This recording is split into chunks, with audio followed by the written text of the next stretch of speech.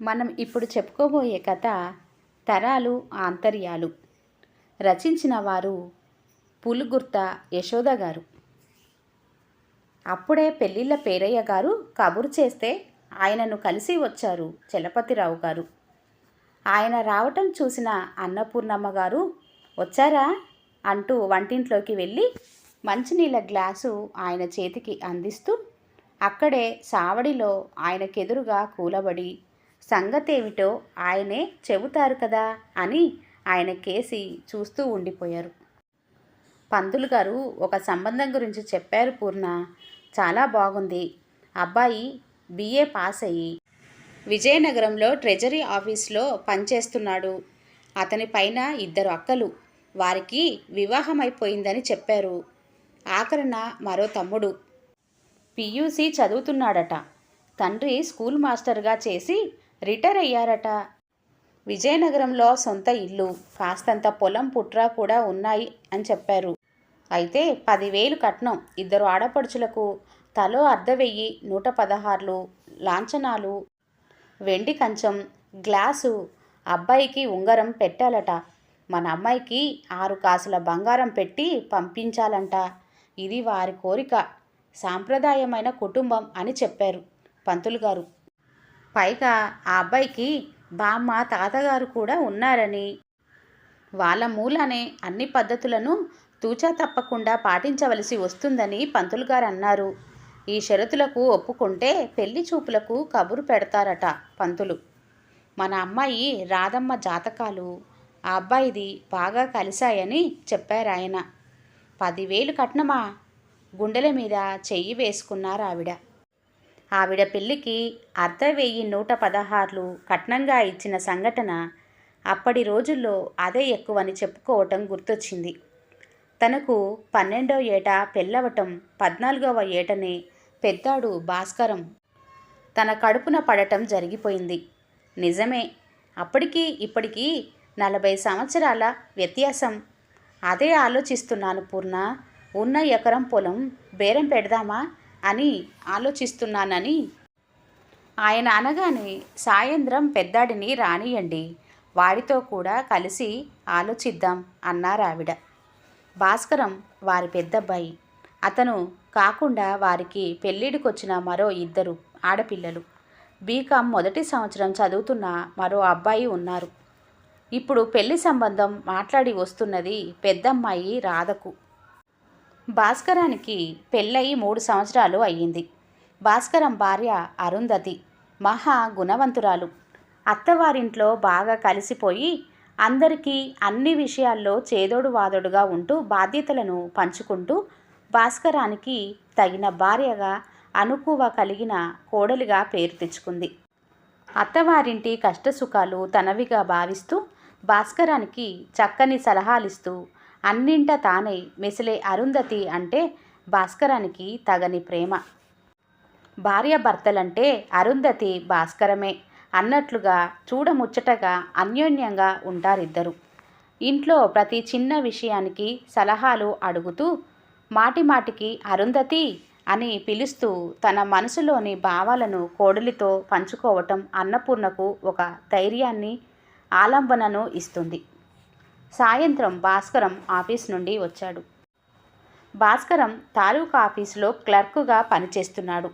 భార్య అరుంధతి ఇచ్చిన కాఫీ తాగి రిలాక్స్ అవుతూ, ఏమిటి సంగతులు?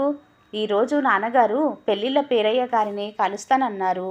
ఏమైందోనంటూ భార్యకేసి సాలోచనగా చూశాడు. కలిసి వచ్చారు మామయ్య గారు. శుభవార్తే. కానీ కాస్తంత ఆందోళనగా ఉన్నారు మామయ్య గారు అని చెబుతుండగా తల్లి తండ్రి భాస్కరం కూర్చున్న చోటికి వచ్చి పెళ్లి సంబంధం వివరాలు చెప్పసాగారు. చూద్దాం నాన్నగారు, 2 రోజులు ఆగి ఏ విషయమో చెప్తామని చెప్పండి పంతులు గారికి. మీరు ఆందోళన పడకండి. చెల్లై పెళ్ళి జరిపించే పూచి నాది. కట్నం, పెళ్లి ఖర్చులు అవి ఆలోచించాలి. నాకు ఆఫీస్లో ఏదైనా లోన్ వస్తుందేమో ప్రయత్నిస్తాను. ఏ మార్గము లేకపోతే అప్పుడు మీ పొలం విషయం ఆలోచిద్దామని తండ్రికి ధైర్యం చెప్పి బెడ్రూమ్లోకి వచ్చాడు. బెడ్రూమ్లోకి వచ్చి ఏదో ఆలోచిస్తూ అన్యమనస్కంగా బట్టలు మార్చుకుంటున్న భాస్కరాన్ని చూసింది అరుంధతి. చెల్లై పెళ్ళి కుదరబోతుందన్న సంతోషం శ్రీవారిలో ఎక్కడ వెతికినా కనబడటం లేదేమిటా అని చూస్తున్నాను అంటూ అరుంధతే సంభాషణ మొదలుపెట్టింది. సంతోషం ఎందుకు ఉండదు అరుందా, కానీ ప్రతి చిన్న సంతోషాన్ని డబ్బు అనే పదం అనగదొక్కేస్తుంది. నా దగ్గరే ఈ పాటికి డబ్బుంటే మా చెల్లి రాధ పెళ్ళికి అంగీకారం చెప్పేసి ఉండేవాడినేమో కదా అని అనుకుంటున్నాను. పాపం నాన్నగారు ఉన్న ఎకరం పొలం అమ్మేద్దాం అంటున్నారు. నాన్నగారి ఆస్తి అది. ఆయనకు ఆ పొలం ఇన్నాళ్ళు ఒక ధైర్యాన్ని ఇస్తూ రక్షణ కవచంలా ఉంది. ఎంత క్లుప్తంగా చేసినా ఒక 40-50 వేలైనా ఉండదా? నెమ్మదిగా గొనుగుతున్నట్లుగా అన్నాడు భాస్కరం. ఓస్, ఇదో పెద్ద సమస్య అండి. కళ్యాణం వచ్చినా కక్కొచ్చినా ఆగదంటారు. ఇది కూడా అంతే. అలా చూస్తుండగానే మన రాధ పెళ్ళి అయిపోవటం, తనని అత్తారింటికి సాగనంపటం కూడా జరిగిపోతుంది చూడండి. అబ్బా, ఎంత తేలికగా అనేస్తున్నావు అరుందా. నీ దగ్గర ఏమైనా అల్లావుద్దీన్ అద్భుత దీపం ఉందా ఏమిటే అంటూ హాస్యంగా పరిహాసించాడు భాస్కరం. అదేమీ లేదు, కానీ నాకు నా పుట్టింటి వారు పసుపు కుంకుమల కింద ఇచ్చిన అరెకరం పొలం మీద అప్పు తెచ్చుకుందాం. సంవత్సరానికి వచ్చే పంట డబ్బులను అలా అప్పు భాగంగా కోసేసుకోమందాం. మేము కౌలుకిచ్చిన రైతు మంచివాడే. మా నాన్న ఆయన పొలం మీద అడపాదడపా అప్పు తీసుకోవటం నాకు తెలుసు. అరుంధతి మాటలకు ఒక క్షణం అప్రదీపుడైనాడు భాస్కరం. ఏమిటి, ఈ అరుంధ ఎంతో అమాయకంగా నాది అనే స్వార్థం లేకుండా ఇంతగా ఆలోచిస్తూ ఏ సమస్యనైనా చిటికలో పరిష్కరిస్తుంది కదా అనుకుంటూ, బాగానే ఉంది, కానీ మీ అమ్మ నాన్నగారు ఏమైనా అనుకోరా అరుందా? ఓసోస్ పిచ్చి మహారాజా, ఎవరు అనుకునేది? అది నా పొలం, నా ఇష్టం. నా కుటుంబం కోసం అప్పు తీసుకుంటున్నాను. అది నా ఇంట్లో ఆడపిల్ల పెళ్ళి కోసం. ఇంకో సంగతి శ్రీవారు, నాకు నా పుట్టింటి వాళ్ళు పెట్టిన 25 కాసుల బంగారం ఉంది కదా, అందులో 6 కాసుల బంగారంతో మన రాధమ్మకు నానుతాడు 2 బంగారు గాజులు, నల్లపూసల గొలుసు చేయిద్దామనుకుంటున్నాను. అప్పుడే నీకన్ని ఆలోచనలు ఎలా వచ్చేశాయి? భార్య వైపు మురిపంగా చూస్తూ అడిగాడు భాస్కరం. పాపం, మధ్యాహ్నం మామయ్య గారు అత్తయ్య గారితో చెప్పడం, మామయ్య గారు ఆలోచనలతో సరిగ్గా భోజనం కూడా చేయలేదు. అదంతా చూసిన నేను పరిష్కారం గురించి ఆలోచిస్తే ఈ మార్గం కనిపించిందండి. చెప్పండి. మిమ్మల్ని సంప్రదించకుండా ఈ నిర్ణయం తీసుకున్నానని నన్ను తప్పుగా అర్థం చేసుకోవటం లేదు కదా? మీకు నచ్చకపోతే చెప్పండి, నేను ఏమీ బాధపడను. లేదు అరుందా, నేనేమీ అనుకోవటం లేదు. నా బదులు కూడా నువ్వే ఆలోచించి నాకు శ్రమని తగ్గించావు. సంసారంలో భర్త అధికుడు, భార్య అతనికన్నా తక్కువ అని భావించే వారికి దాంపత్యం అంటే ఏమిటో తెలియదు. దాంపత్యం అంటే కలిసి ఎదగటం, కలిసి కష్టసుఖాలను అనుభవించటం, పరస్పర అవగాహనతో సహజీవనం సాగించటం. కానీ నీ నగలు మార్చటం భావ్యం కాదనిపిస్తుంది నాకు.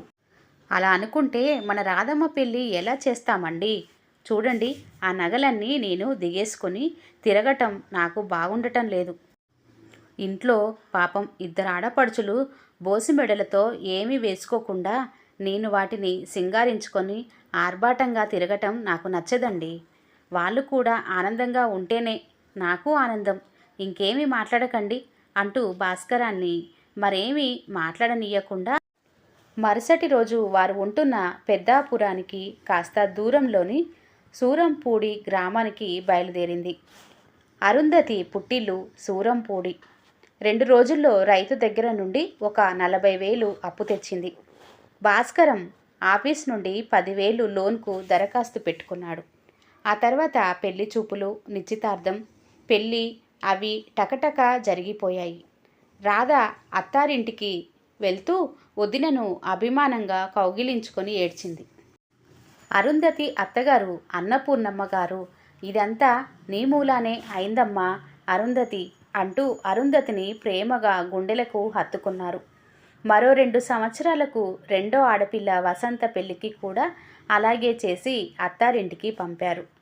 రెండో ఆడపడుచుకి కూడా తన నగల్లోని ఒక నగను చేర్పించి అరకాసుల్లో పెద్ద ఆడపడుచుకు చేయించినట్లుగానే చేయించింది అరుంధతి. ఈ 2 సంవత్సరాలలో అరుంధతికి మగపిల్లాడు పుట్టడం, అలాగే పెద్ద ఆడపడుచు కూడా డెలివరీకి పుట్టింటికి రావటం జరిగింది. మొదటిసారి పురిటి ఖర్చులు, బాలసార ఖర్చులు అన్నీ భాస్కరం దంపతులే చూసుకున్నారు. అరుంధతి తన పుట్టింటి వారిచిన వెండి చెంబును కరిగించి ఆడబిడ్డ కూతురికి ఒక చిన్న వెండి కంచం, వెండి కడియాలు అవి చేయించటమే కాకుండా తన 2 కాసుల గాజు ఒకటి మార్పించి పిల్లకు చిన్న గొలుసు, ఉంగరం కాస్తంత పెద్దయ్యాక చెవులు కుట్టించి పెట్టమని చిన్న బుట్టలు కూడా చేయించి ఇచ్చింది. ఇలా ఆడపడుచులు పండుగలు పబ్బాలకు పుట్టింటికి రావటం, ఉన్నంతలో వారికి ఏ లోటు లేకుండా ముద్దు ముచ్చటలు తీర్చటం, ఈలోగా మరల అరుంధతి భాస్కర్ దంపతులకు కూతురు పుట్టడం అవి జరిగిపోయాయి. కాల ప్రవాహంలో ఆడపడుచుల పిల్లల అచ్చటా ముచ్చట తీర్చే నెపంలో మరో 4 కాసుల బంగారపు నగ తీసి మార్చివేసింది అరుంధతి.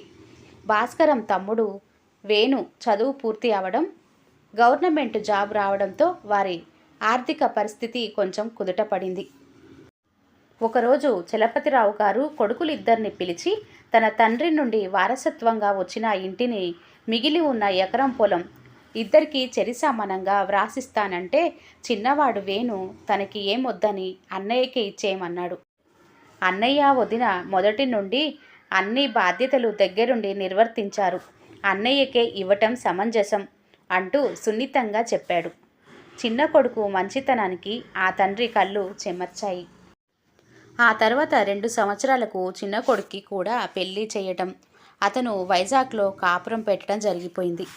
వేగవంతమైన కాల ప్రవాహంలో ఎన్నో మార్పులు. ఒక 2 ఏళ్ల వ్యత్యాసంలో భాస్కరం తల్లి తండ్రి ఇరువురు కాలధర్మం చెందారు. తన కన్న తల్లి తండ్రి దూరమైనట్లుగా ఏడ్చింది అరుంధతి. అన్నేళ్ల సాహచర్యంలో ఏనాడు తనని పల్లెత్తు మాట అనలేదిరువురు. ప్రతి చిన్న విషయానికి అమ్మా అరుంధతి అంటూ ఆప్యాయంగా పిలుస్తూ తనని సలహాలడిగే ఆ ఇద్దరిని పదే పదే తలుచుకునేది అరుంధతి. భాస్కరం పిల్లలు కాలేజ్ చదువులకు వచ్చారు. పిల్లలిద్దరూ తెలివైన వాళ్ళు. భాస్కరం కొడుకు రఘురాం మెడిసిన్ చదువుతానన్నాడు. నేను చదివించలేనురా అబ్బాయి, మరో కోర్సు ఏమైనా చెయ్యమంటే కాదు కూడదంటే తండ్రి పరంగా తనకు మిగిలిన ఆ ఉన్న ఎకరం పొలం అమ్మేసి కొడుకును మెడిసిన్ చదివించాడు. కూతురు శిరీషను బీఎస్సీ చదివించి బీఈడీ చేయిస్తున్నాడు. కొడుకు పీజీ కూడా చేసి హైదరాబాద్లో ఒక కార్పొరేట్ హాస్పిటల్లో ఉద్యోగం చేస్తున్నాడు. సాయంత్రాలు సొంతంగా క్లినిక్ చూసుకుంటున్నాడు. రఘురాం తన స్నేహితుని చెల్లెలు ఉష అనే అమ్మాయిని ప్రేమించానని, ఆ అమ్మాయి కాలేజ్లో లెక్చరర్గా పనిచేస్తుందని, ఇద్దరం పెళ్లి చేసుకుందాం అనుకుంటున్నాం నాన్న అనగానే ఆనందంగా దగ్గరుండి శాస్త్రోక్తంగా పెళ్లి జరిపించారు భాస్కరం దంపతులు. నిజానికి కొడుకు పెళ్లి శిరీషకు జరిపించాక చేద్దామనుకున్నాడు. ఉద్యోగస్తుడైనాడు. కూతురి పెళ్లికి రఘురాం నుండి ఆర్థికంగా సహాయం ఉంటుందని, శిరీష పెళ్లి సమస్య లేకుండా జరిపించొచ్చు అనుకున్నాడు భాస్కరం. ఉద్యోగం వచ్చింది నాన్న అని రఘురాం చెప్పగానే శిరీష పెళ్లి బాధ్యత గురించి రఘుకి చెప్పాడు కూడా.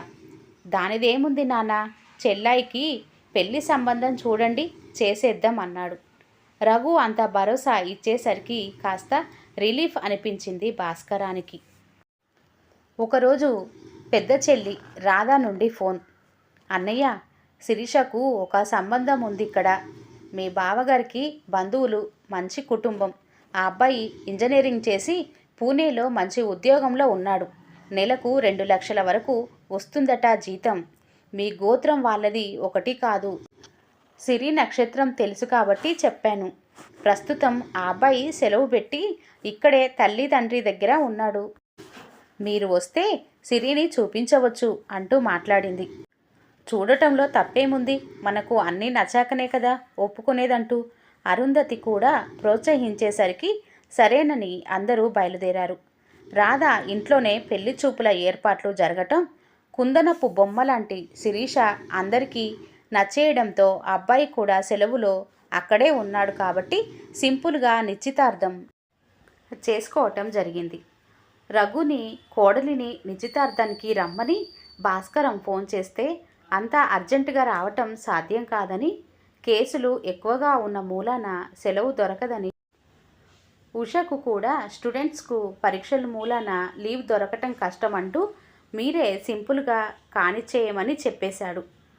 కొంచెం సేపు బాధపడ్డాడు భాస్కరం. వైజాగ్ నుండి తమ్ముని కుటుంబం, చిన్న చెల్లెలి కుటుంబం అంతా వచ్చారు. తమ్ముడు తన వెన్నంటే ఉండి సహాయం చేశాడు. పెళ్లికి కట్న కానుకలేమీ వద్దని, పెళ్లి మాత్రం ఘనంగా చేయాలని నెల రోజుల గ్యాప్లోనే పెళ్లి ముహూర్తం పెట్టేసుకున్నారు. విఘ్నేశ్వరుని ముడుపు కూడా కట్టేసుకొని పెళ్లి పనుల ఏర్పాటు చేసుకోవాలని అందరూ తలబోశారు. ఆ రోజు రాత్రి భోజనాలైన తర్వాత భాస్కరం వేణు పెళ్లికి ఎంత అవుతుందో ఉజ్జాయింపుగా లెక్క వేశారు. కట్నం లేకపోయినా మంచి ఫంక్షన్ హాల్, డెకరేషన్స్, క్యాటరింగ్కే 3 లక్షలు అవుతుంది. పెళ్ళికొడుకు బట్టలు, బంగారపు గొలుసు, ఉంగరం, మిగతా లాంఛనాలతో కలిపి మరో 3 లక్షలు. అవిగాక ఇక్కడ ఆడపెళ్లి వారి ఖర్చులు అన్నీ కలిపి మొత్తం 8 లక్షల దాకా అవుతుందని అనుకున్నారు. వేణు వెంటనే, అన్నయ్య నీవేమీ అన్యదా భావించనంటే ఒకటి చెబుతాను విను. నాకు 2 మగపిల్లలే. సిరి నాకు కూతురు లాంటిది.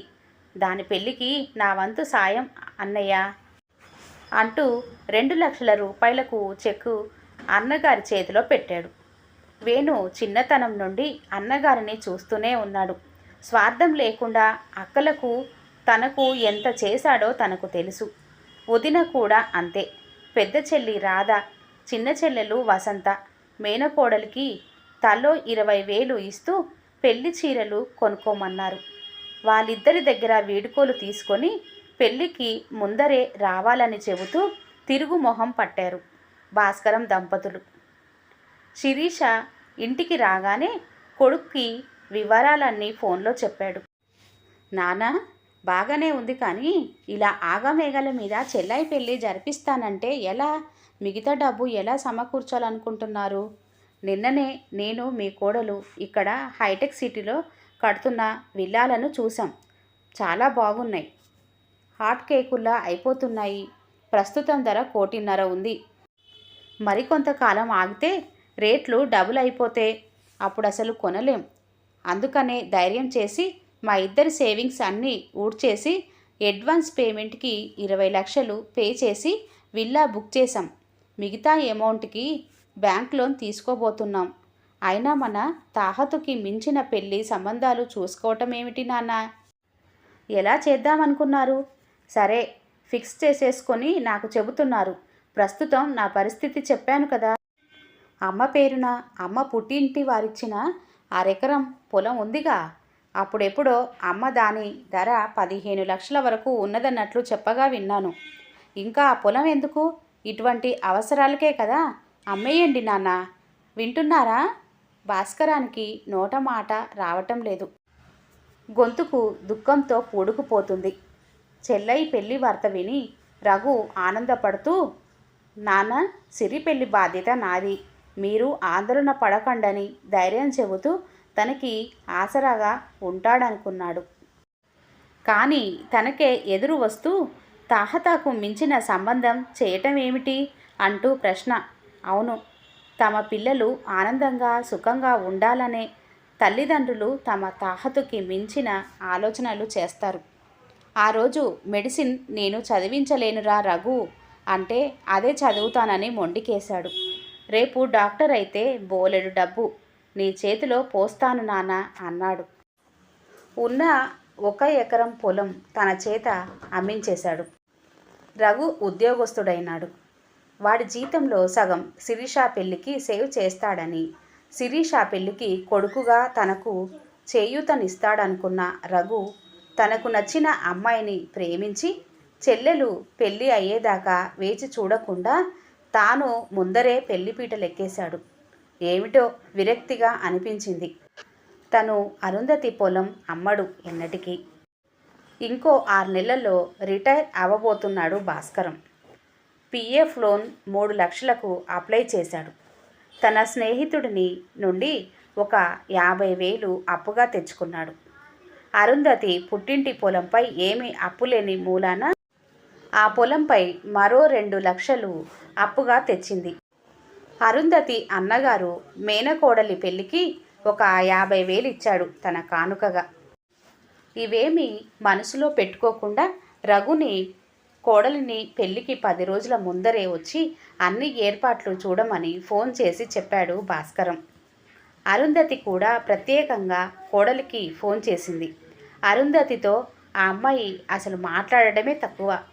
శిరీష పెళ్ళి కుదిరిందన్న వార్త విని ఉష ఫోన్ చేసి సంబరపడుతూ మాట్లాడుతుందేమో అనుకుంది. కానీ అటువంటి మాటలు లేవు. కొడుకు కోడలు పెళ్ళయి 2 సంవత్సరాలు దాటినా ఆమె అత్తవారింటికి ఇంతవరకు ఒకేసారి వచ్చి 2 రోజులు మాత్రమే ఉంది.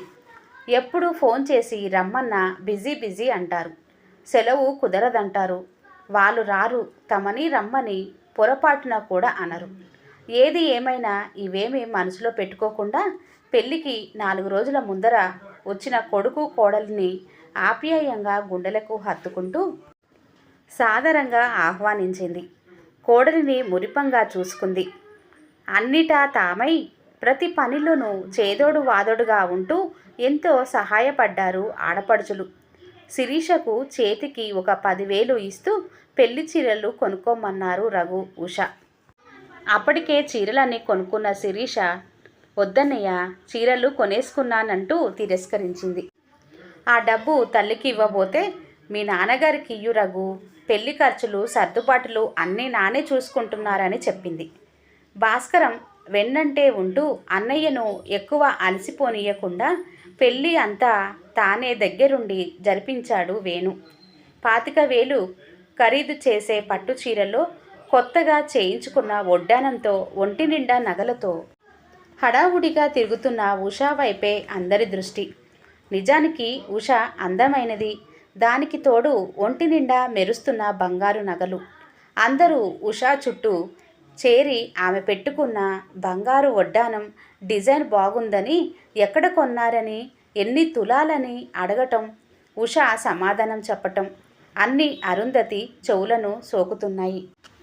అరుంధతి పెద్దాడపడుచు వదినను పట్టుకొని, వదినా, మీ కోడలు ఉష పెట్టుకున్న బంగారపు వడ్డానం తనకు బాగా నచ్చింది కదూ అని అనేసరికి అరుంధతి, అవును రాధా, కొనుక్కున్నానని ఉష నాకు చూపించిందిలే. అవును, నువ్వన్నట్లు ఉషకు బాగా నచ్చిందని సమాధానం ఇచ్చింది. కొన్ని బంధాలు నిలవాలంటే అప్పుడప్పుడు అబద్ధాలాడక తప్పదు. లేదు, ఉష నాకు తను కొనుక్కున్న వడ్డానం చూపించలేదంటే అత్తాకోడలి మధ్య సమైక్యతా భావం ఎంతుందో అవతల వ్యక్తికి అర్థమైపోతుంది. రాధకి తనంటే ఎంతో ఇష్టం. గౌరవం ఉన్న రాధ తన మీద జాలిపడటం తనకిష్టం లేదు. తనకి అర్థం కానిది ఒకటే, అత్తయ్య బ్రతికి ఉండగా తాను అత్తయ్య ఎంతో స్నేహంగా సన్నిహితంగా ఉండేవారు. తను ఏం చేసినా కొనుక్కున్న వెంటనే అత్తగారికి చూపించేది. చివరకు వాయిలు చీర కొనుక్కున్న ఆవిడ అనేవారు, ఏమ్మా, ఇంకాస్త ఎక్కువ వేసి మంచిది కొనుక్కోలేకపోయావా అని. అరమరికలు లేని తమ బంధం అలా అల్లుకుంటూ ఆవిడ చనిపోయే వరకు సాగిపోయింది. ఆవిడ లేని లోటును అరుంధతి ఎంతగానో అనుభవించింది. అరుంధతి దగ్గర మిగిలి ఉన్న 8 కాసుల బంగారానికి మరో 2 కాసుల బంగారం కలిపి శిరీషకు పెళ్లి నగలు చేయించింది. అరుంధతికి ప్రస్తుతం మెడలో నిలిచి ఉన్నది కేవలం మంగళసూత్రం గొలుసు మాత్రమే. ఉన్నంతలో పెళ్లి ఘనంగా జరిపించారు. పెళ్లి కొడుకు బాగున్నాడు, సౌమ్యుడు. ఏ గొడవలు లేకుండా పెళ్లి జరిగిపోవటం, బంధువులందరూ ఎక్కడి వాళ్ళు అక్కడకు వెళ్ళిపోయారు. 3 నిద్రలకు శిరీషతో రెండో ఆడపడుచు భర్త వెళ్ళారు. తెల్లారితే భాస్కరం తమ్ముడు వేణు, పెద్దాడపడుచు వాళ్ళు, అలాగే రఘు, ఉషల ప్రయాణం. వాళ్ళు వెళ్ళిపోతే ఇల్లు చిన్నబోతుంది. ఆ రోజు మధ్యాహ్నం భోజనాలైనాక అందరూ ఒకచోట సమావేశమై ఉండగా వేణు అన్నాడు, అన్నయ్య, నీవు తొందరలో రిటైర్ అయిపోతున్నావు కదా, నీవు వదిన ఇద్దరు ఒంటరిగా ఇక్కడెందుకు, వైజాగ్ వచ్చేయండి నా దగ్గరకు అంటూ. ఈ మాటలు విన్న వేణు, అక్క రాధ, నీ పిచ్చి కాని తమ్ముడు, అన్నయ్య వదిన నీ దగ్గరికి ఎందుకు వస్తారు, హాయిగా కొడుకు కోడల దగ్గర ఉంటారు కానీ అనేసరికి రఘు ఉషల నుండి ఏ సమాధానము లేదు. మౌనంగా అటూ ఇటూ చూస్తూ ఉండేసరికి అరుంధతి వెంటనే కలగజేసుకుంటూ, తప్పకుండా వేణు, నువ్వు పిలిస్తేనే రావాలని లేదుగా, నీవు మమ్మల్ని పిలవకపోయినా చనువుగా వచ్చేసి ఉండిపోయే అధికారం మాకు ఉంది. చూద్దాంలే, మరో 6 నెలలు టైం ఉందిగా, ఈలోగా ఎన్ని మార్పులు వస్తాయోనంటూ మాట మార్చింది. అందరూ వెళ్ళిపోయారు. రఘు ఉషా కూడా బయలుదేరుతున్నారు. కొడుక్కి ఇష్టమైన పిండి వంటలన్నీ చేసి నీట్గా ప్యాక్ చేసింది. అలాగే 4 రకాల నిల్వ పచ్చళ్ళు పొడులు చేసి కోడలికి ఇచ్చింది. వియ్యపురాలు తనకు పెట్టిన చీరల్లోంచి మంచి చీర ఒకటి తీసి ఉషాకు బొట్టు పెట్టి ఇస్తూ ఉషను దగ్గరకు తీసుకొని నుదుటి మీద ముద్దు పెట్టుకుంది. కనీసం తండ్రిని పెళ్లి ఖర్చులు ఎలా పెట్టారు, అమ్మ పొలం అమ్మారా లేదా అని కానీ, రిటైర్ అయ్యాక నా దగ్గరకు వచ్చేయమని కానీ అనలేదు రఘు. అరుంధతే కోడలితో పదే పదే చెప్పింది, వస్తూ ఉండండమ్మా, ఇద్దరమే ఉన్నాం, మీరు తరచుగా వస్తూ ఉంటే ఆనందంగా ఉంటుందని. సరేనంటూ తలూపింది ఉష. వెళ్ళొస్తాం నానా, అమ్మా అని రఘు వస్తామండి అంటూ ఉష వీడుకోలు తీసుకున్నారు. ఇద్దరూ వెళ్ళిపోతుంటే కళ్ళు చెమ్మగిల్లాయి. ఇల్లంతా చిన్నపోయింది. ఆ ఇంట్లో దంపతులిరువురు మిగిలారు. రాత్రి 8 గంటల సమయం. అప్పుడే కరెంటు పోయింది. ఇంట్లో కొవ్వొత్తి వెలిగించింది అరుంధతి. ఇన్వర్టర్ కొనుక్కోవాలని అనుకోవడం, దానికంటే ముఖ్య అవసరాలు రావడంతో ఆ ఆలోచన కాస్త వెనక్కి వెళ్ళిపోతుందని మనసులో అనుకోసాగింది.